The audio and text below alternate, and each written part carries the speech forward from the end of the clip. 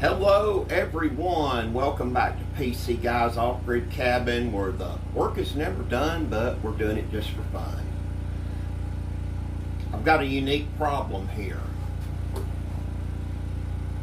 These tankless water heaters, while they work pretty good, they do have one issue that has come up in this thing.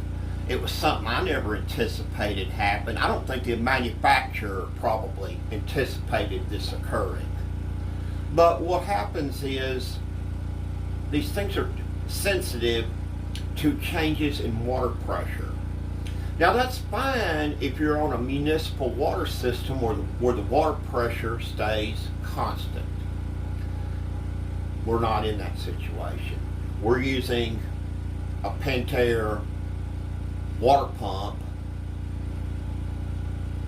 with a well pump pressure switch on it, and what happens is the pressure's constantly going up, it's going down. We even tried an external pressure switch, the same type that's used on water wells. Well, you couldn't control it and get the pressure exactly where you need it at. So what was happening is the water temperature, every time the pressure would drop, the temperature would shoot way up, so hot the water would scald you. And then as the pressure came back up, then the temperature would start dropping back down, and what happens? Now the water's cold. Well, it's a little tough to take a shower when your water temperature is fluctuating by as much as 20 degrees. Well, that's obviously a problem.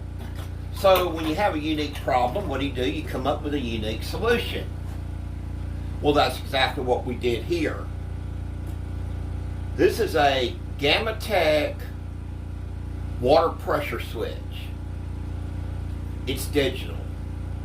Now, the reason that we did this is I could actually adjust this by using the buttons on the front of it and reset the temperature to where it needs to be. Or temperature, I said temperature, the pressure. So what I did is I've got it set to where the pump kicks on at 26 pounds of pressure. It kicks off at 35. That's a 9 psi difference in pressure. So,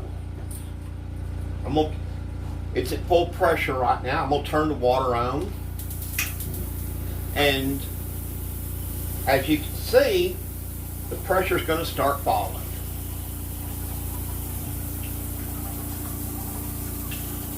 So the pump should kick on just any time now, which it just did.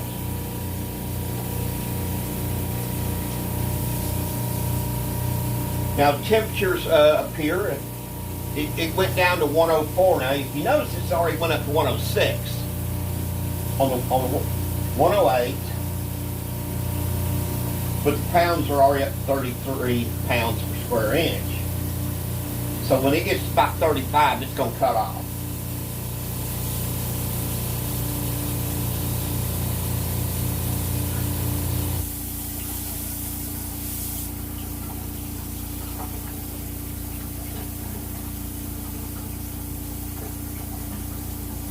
Now, if you look at the temperature on the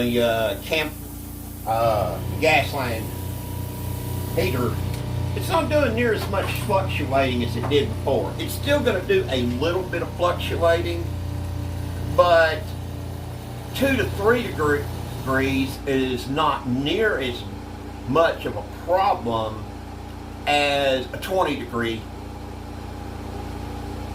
change in temperature. I mean, can you imagine you're in your house and it's like when somebody flushes the toilet and all of a sudden all the cold water pressure drops off and all of a sudden nothing but hot water comes out? I mean, I've both seen that happen before. Well, that's what was happening here, except it constant change. So I think we've got a winner here with this. It seems to be working a lot better. The only way to know for sure is let's just run the thing for a while and see how it works. I'll leave a link in the description on this video for this pressure switch. It's not real hard. It does come with instructions. It'll tell you how to wire it and everything, and to change the pressures and all. It's not difficult. But hey, it works.